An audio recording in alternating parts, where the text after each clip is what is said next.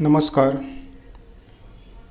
इस वीडियो में हम छत्तीसगढ़ माध्यमिक शिक्षा मंडल रायपुर के द्वारा शैक्षणिक सत्र 2021-22 माह सितंबर असाइनमेंट 2 कक्षा 10वीं विषय गणित का वीडियो यहाँ पे देखेंगे। जितने भी प्रश्न इसमें हैं सारे प्रश्नों को मैं आप लोगों को समझाने का प्रयास करूँगा। सीधे आ जाते हैं हम लोग प्रश्न में। हमारे पास प्रश्न क्रमांक पहला, यदि किसी समांतर श्रेणी का पीवां पद Q तथा क्यूवां पद P हो तो सिद्ध कीजिए। ये 3 नंबर का है। फिर दूसरा प्रश्न, ऐसे करके हमारे पास कुल 7 प्रश्न दिए हुए हैं। तो पहला प्रश्न बनाना स्टार्ट करते हैं। हमारे पास पहला प्रश्न है, किसी समांतर श्रेणी का पीवां पद Q,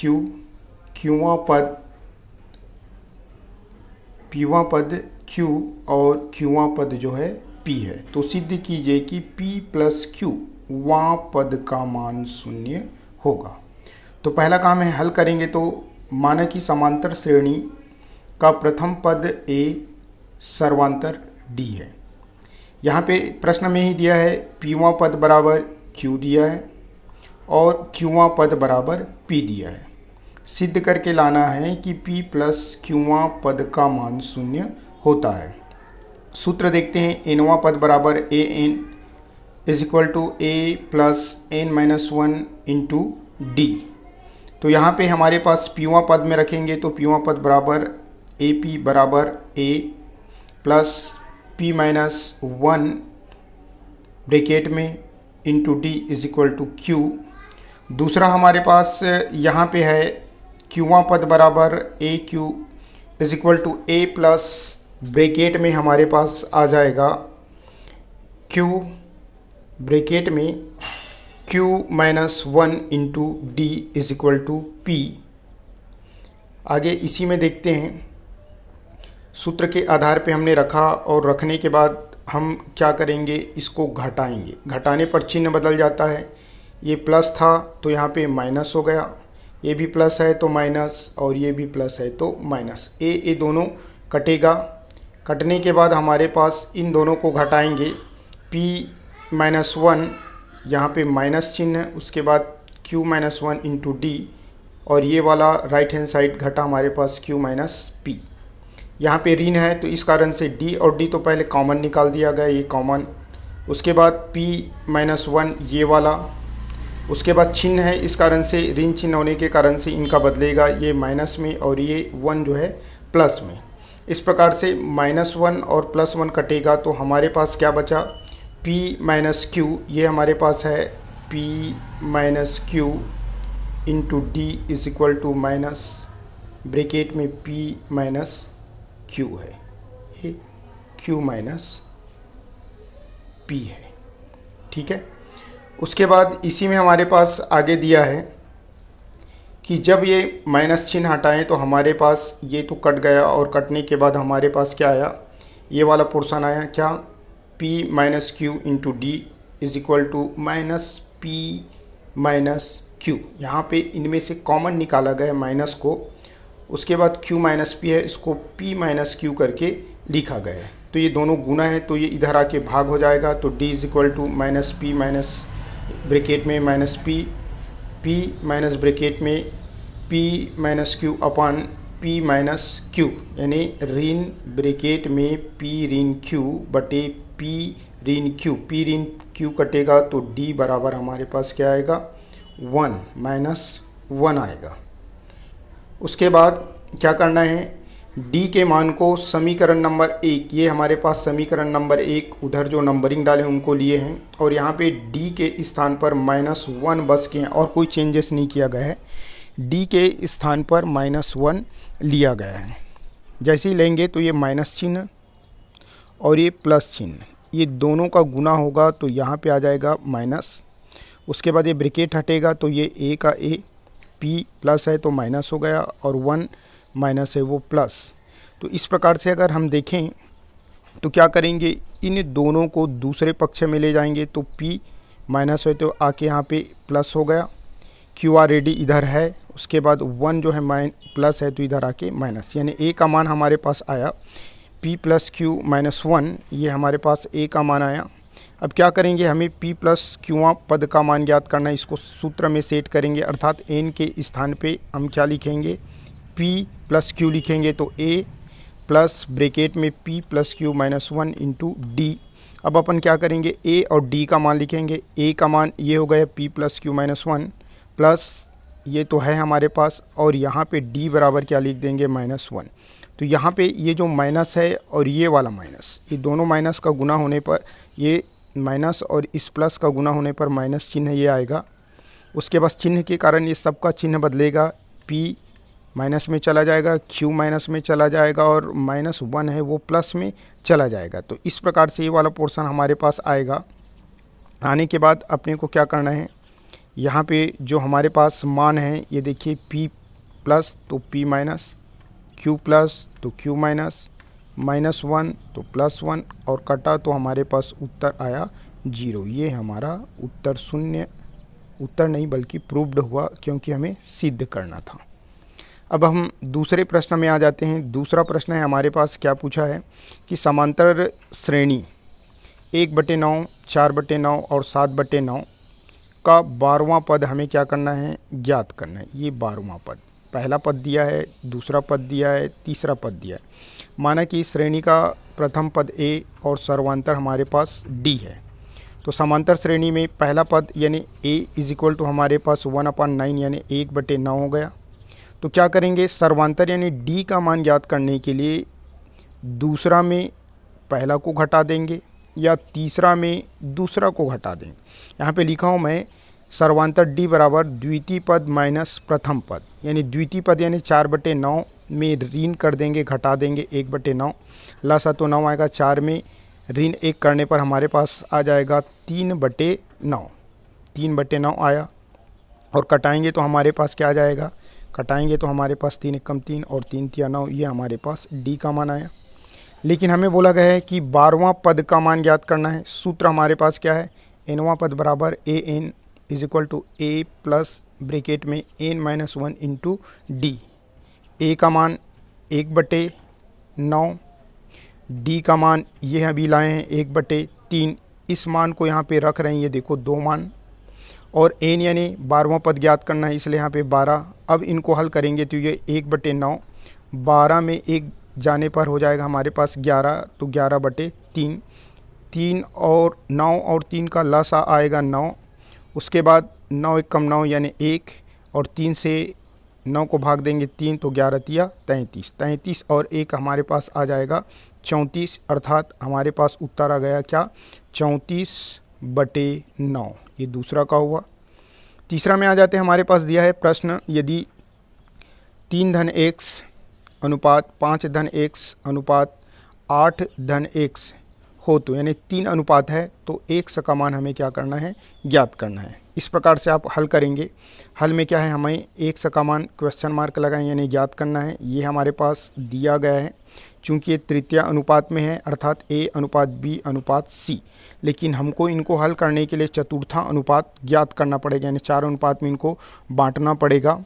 तो बीच वाले को 2 भागों में बांट देते हैं, याद रखना। देखिए a अनुपात b, देखो b हुआ, फिर b अनुपात c, यानी समानुपात का मतलब हो जाता है यहाँ पे बराबर, तो a/b और b/c। इसके बाद हमारे पास होगा, उसी के आधार पे सेट करेंगे। प्रथम पद यानी x 3 + x, द्वितीय पद यानी b का मान यानी क्या हो गया 5 + x, और यही डबल दिखाता है दोनों तरफ, तो 5 + x, और ये हो जाएगा 8 + x। दोनों का हम तिर्यक गुना करेंगे, यानी नीचे से ऊपर जाके गुना होगा, तो 3 + x ये वाला, और इनका गुना होगा 8 + x के साथ। दूसरा ये 5 + x ये वाला, और दूसरा 5 + x। अब गुना करेंगे तो क्या करेंगे अपन, इस 3 का गुना एक बार 8 के साथ, तो 8 × 24, इस 3 का गुना एक बार x के साथ, तो 3x, फिर x का गुना 8 के साथ, तो 8x, और x का गुना x के साथ, तो x²। सेम उसी प्रकार से इस x का गुना 5 से तो 25, इसी x का गुना x से तो 5x। अब इस x का गुना 5 से तो 5x, और x गुणित x यानी x का वर्ग। तो यहाँ पे देखें तो हमारे पास ये x का स्क्वायर, ये x की स्क्वायर दोनों तरफ है कटेगा, ये दोनों x वाला जुड़ेगा 8 3 11, और यहाँ पे बचा है धन 24, 5x जुड़कर 10x, और यहाँ पे धन 25। अब हम क्या करेंगे, x वाले को उधर ले जाएंगे, ये प्लस है तो आके माइनस 10x, यानी 11x में 10x घटेगा तो x, और इधर 25 है तो 24 को इधर लाएंगे तो प्लस है तो आगे माइनस, तो 25 ऋण 24 बराबर 1। तो हमारे पास x का मान कितना आया, 1 आया। ठीक है, x = 1। अब अपन आ जाते हैं चौथा प्रश्न में। चौथा प्रश्न में हमारे पास दिया है 18 और 6 का तृतीय अनुपात। अभी जो बना है वैसी अनुपात, अर्थात हमारे पास 3 पद है, 18:x:y, क्योंकि तीसरा पद तृतीय पद हम एक समाने हैं, तो इसी को लिखना है। माना कि 18 और 6 का तृतीय अनुपात x है, तो इस प्रकार से सेट करेंगे। फिर 6 वाले को 2 बार लिखेंगे, क्योंकि b को डबल करके लिखते हैं, ये वाला a/b/c बराबर क्या होता है, a/b = b/c। इसी प्रोसेस को अपना के यहाँ पे हल करेंगे इसको। ठीक है, ये समानुपात में सेट किए तो हमारे पास ये दोनों बटे के रूप में आ जाएंगे, तो 18/6, ये दोनों बटे के रूप में आ जाएंगे तो 6/x, और ये समानुपात के बराबर हो जाता है। तो 6 × 6 6 त्रिक 18, 3/1 बराबर 6/x, तिर्यक गुना हुआ तो 3 × x यानी 3x बराबर ये 6, तो x बराबर 3 गुना है तो उधर जाके भाग, तो x बराबर हमारे पास आया 3 दूनी 6, ये 2 आया हमारे पास उत्तर। पांचवा प्रश्न में हम आ जाते हैं। पांचवा प्रश्न है हमारे पास PA = PB, यानी PA और PB दोनों बराबर है, दोनों रेखाखंड बराबर है। बिंदु A का निर्देशांक दिया है 2 0, B का निर्देशांक दिया है ऋण 2 4। P बिंदु के निर्देशांक हमें ज्ञात करना है जो y अक्ष पर स्थित हो। y अक्ष पर अगर कोई बिंदु स्थित है तो उसका x 0 होता है और y का मान हमारे पास दिया रहता है। तो हमें क्या है दिया है, क्या PA = PB, A निर्देशांक का मान 2 0, B निर्देशांक का मान ऋण 2 4।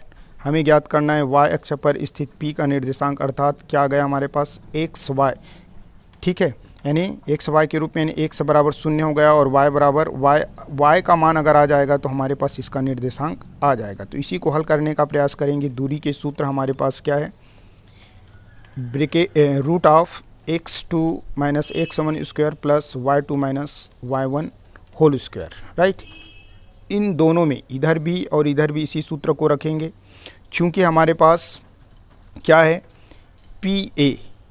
P का मान हमारे पास 0 और y है, A का मान क्या है 2 और 0 है, तो ये वाला पोर्शन 2 में आएगा, तो ये क्या है x2 - x1, यानी 2 ऋण 0, ये पहला दोनों का लिए 2 ऋण 0। उसके बाद इसमें आ जाएगा 0 ऋण y। उसी प्रकार से P का मान तो हमारे पास 0 और y है, ये 0 और y। B का मान क्या है ऋण 2 और 4, ये x2 का मान है, राइट, और ये y1 का मान है। तो ऋण 2 ऋण 0 पूरे का वर्ग, ये हमारे पास y2 का मान है, तो 4 ऋण y पूरे का वर्ग। इस प्रकार से यदि हम देखें दोनों पक्षों को वर्ग करेंगे और वर्ग करेंगे तो हमारे पास ये वर्गमूल दोनों क्या हो जाएगा, कट जाएगा। तो हमारे पास क्या बचेगा देख लेते हैं। 2 का वर्ग यानी 0 तो कुछ नहीं, 2 का वर्ग यानी 4, y का वर्ग यानी y का वर्ग बराबर यहाँ पे 2 दूनी 4, 4 चौक 16, और y का वर्ग यानी y का वर्ग, और 2ab होता है, 2 यानी 2, a यानी 4, तो 4 दूनी 8 y। इस प्रकार से हुआ।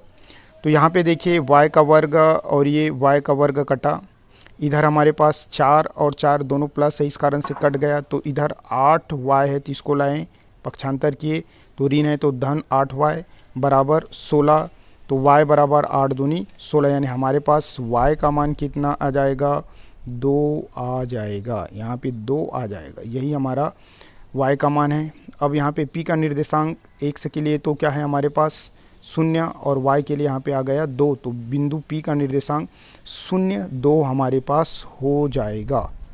छठवां में आ जाते हैं हमारे पास सीधा। प्रश्न क्रमांक छठवां हमारे पास दिया है कि एक रेखा बिंदु 7 9 दूसरा बिंदु 5 3 से होकर गुजरती है तो रेखा की प्रवणता ज्ञात कीजिए। रेखा बिंदु 7 9 और 5 3 में अगर देखें तो ये x1 y1 x2 y2, तो x1 बराबर 7, y1 बराबर 9, x2 बराबर 5 और y2 बराबर 3। अब इसके लिए हमें रेखा की प्रवणता यानी m का मान ज्ञात करना है, और m का मान ज्ञात करने के लिए हमारे पास जो सूत्र है उस सूत्र में देखेंगे m बराबर y2 माइनस y1 अपान x2 माइनस x1। उसी मान को यहाँ पे रखेंगे, y2 बराबर 3 और y1 बराबर 9, x2 बराबर 5 और x1 बराबर 7। अब 3 में 9 घटाएंगे, चूँकि 9 बढ़ा इसलिए ऋण 6 आएगा। 5 में 7 घटाएंगे तो 7 बढ़ा इसलिए ऋण 2 आएगा, क्योंकि 7 में 5 घटाने पर 2, तो 2 तिया 6, ऋण कटेगा, तो m का मान हमारे पास आया 3। ठीक है। उसके बाद ये लास्ट प्रश्न है 7वां। इसमें बोला गया है कि x के विभिन्न मानों के लिए x स्क्वायर का मान ज्ञात करना है। x और x स्क्वायर के मानों के बीच एक आलेख खींचना है। x का मान कैसे रखना है, ऋण 4 से धन 4 के बीच ही रखा जाएगा, यानी ऋण 4 ऋण 3 ऋण 2 ऋण 1 0 धन 1 धन 2 धन 3 धन 4। देखो ये ऋण 4 से धन 4 के बीच हुआ। चूँकि हमारे पास वर्ग बोला है तो ऋण 4 का वर्ग 16, तो इधर भी 4 का वर्ग 16, ऋण रहे चाहे धन रहे वर्ग करने पर धन में आएगा। 3 का वर्ग 9, 3 का वर्ग 9, 2 का वर्ग 4, 2 का वर्ग 4, 1 का वर्ग 1 दोनों में, और ये 0 का तो 0 आएगा। तो x अक्ष में ऋण 4 ऋण 3 से लेकर धन 4 तक जाएगा, और x स्क्वायर वाले में हमारे पास 16 9 4 1 फिर 0 1 4 9 16 इस प्रकार से रहेगा। तो x और x स्क्वायर के बीच हमें क्या खींचना है, ग्राफ खींचना है। तो ग्राफ इस प्रकार से बनेगा। जब भी ग्राफ खींचेंगे तो एक चीज़ हमेशा याद रखना, पहले आपको पैमाना लिखना है। पैमाना लिखने का तरीका आपके पास क्या होगा कि x अक्ष पर एक बड़ा खाना बराबर और y अक्ष पर एक बड़ा खाना बराबर। आपको करना क्या होगा, यहाँ पे ये तो लिखेंगे, लिखने के बाद आपको यहाँ पे केयर करना है। x अक्ष को आपको देखना है कि x अक्ष में जो लिया गया है, देखिए ये 0 है, फिर 2 4 6 ऋण 2 ऋण 4 ऋण 6, तो इसमें अंतर कितना का है, प्रत्येक में देखें तो 2 का, क्योंकि ये x अक्ष का है तो इसलिए 2 इकाई लिखेंगे x वाले में। अब इसमें देखिए 2 4 6 8 10 12 14 16, इसमें भी अंतर अगर आप देखोगे तो 2 का है, तो y वाले में भी 2 इकाई लिखना पड़ेगा। देख लेते हैं यहाँ पे ये लिखा गया है ना, देखो ये x अक्ष पर भी 2 इकाई, चूँकि सेंटीमीटर मीटर नहीं दिया इसलिए इकाई लिखना पड़ेगा, और y अक्ष पर एक बड़ा खाना बराबर भी 2 इकाई। इसमें अंतर रहता है, उसी के आधार पर इनको लिखा जाता है। चलिए अब देखते हैं हमारे पास जो बिंदु बनेगा वो बिंदु किस प्रकार से, यही बिंदु बनेगा। ये 0 0 1 बिंदु, ऋण 1 1 धन 1 1, उसके बाद 2 4 ऋण 2 4 3 9 ऋण 3 9 4 16 तो ऋण 4 16। इस प्रकार से इतने को बिंदु लेके हमें ग्राफ बनाना है। तो देखिए ये हमारे पास क्या है, ये हमारे पास हुआ क्या 0, तो 0 0 तो यहीं पे आएगा। ये 2 है तो 1 हमारा यहाँ पे रहेगा, तो ये वाला बिंदु जो है हमारे पास 1 1 यानी धन 1 ऋण 1, और ये वाला बिंदु हमारे पास क्या हो जाएगा, ऋण 1 और धन 1। 2 में आएंगे तो ये 2 4, इसका 2 सोज में गया सीधा, और इसका 4, तो ये 2 4। उसी प्रकार से इधर ऋण 2 4। उसके बाद देखेंगे 3 वाले में देखें तो ये आपके पास 3 ऐसे जाएगा, तो यहाँ पे, और ये 9 यहाँ पे, 8 और 10 के बीच 9, तो 3 9, तो इधर भी आपके पास 3 9। उसके बाद है 4 ये वाला 4 16 धन में, ऋण वाले में आपके पास ऋण 4 16 ये पॉइंट। अब इनको मिलाए हैं हम, और मिलाने के बाद अपने को क्या करना है, ये मिल गया, इस प्रकार से मिलाएंगे तो हमारे पास ये ग्राफ बनेगा। लगभग वी आकार का ये ग्राफ बना है। इस प्रकार से हमारा ये पूरा वीडियो कंप्लीट हुआ। विश्वास करता हूँ कि आप लोगों को समझ में आया होगा। हिंदी का भी डाल चुका हूँ, ये गणित का, उसके बाद विज्ञान और सामाजिक विज्ञान का भी डाल दूंगा मैं वीडियो देखने के लिए आप सभी लोगों को धन्यवाद। अच्छा लगे तो दोस्तों को क्या करें, दोस्तों के पास शेयर करें, सब्सक्राइब करके बेल आइकन अगर आप दबाएंगे तो मेरे द्वारा जो भी वीडियो भेजा जाएगा वो आपके पास जल्दी पहुंच जाएगा। पुनः वीडियो देखने के लिए आप लोगों को बहुत बहुत धन्यवाद।